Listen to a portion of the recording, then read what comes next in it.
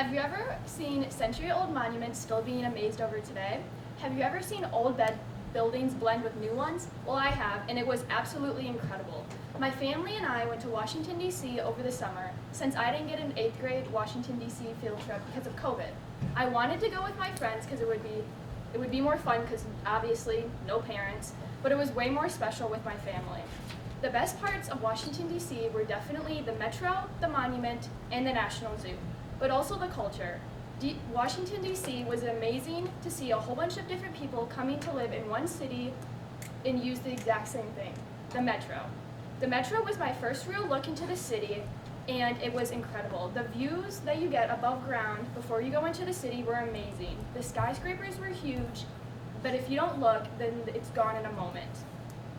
My family and I took the Metro everywhere in DC, but so did a lot of other people there. It was super cool watching people and see what they did every day for school or work. My family and I went on the wrong train one day from the Metro, and it took us 30 minutes to realize we were on the wrong train, and then we had to wait another 10 minutes to get back on the right train, and then another 30 minutes to get actually back to the hotel. But when you think of DC, you obviously think of the amazing monuments that have been there forever, and one of the best ones was definitely the Lincoln Monument. It was so huge, and even in pictures, it's amazing. While at the Lincoln Monument, I met the female women's basketball team of the Olympics basketball team, and it was super cool, and they were all super nice, but I made my mom go ask them for a picture because I was really scared, because they're older and they're cool, and I'm not.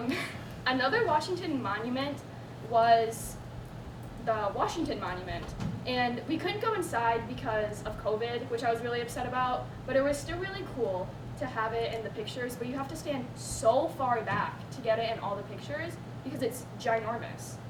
Another monument was the Jefferson Monument, and we went on the last day of my trip, and my feet were so sore from walking all over for the whole week, but when we got there, it was absolutely amazing.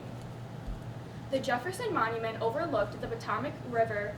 It was so big, but it was definitely no Lake Michigan, because Michigan's better. All the monuments are well known, but so is the Smithsonian National Zoo. The National Zoo is the most known zoo in the United States.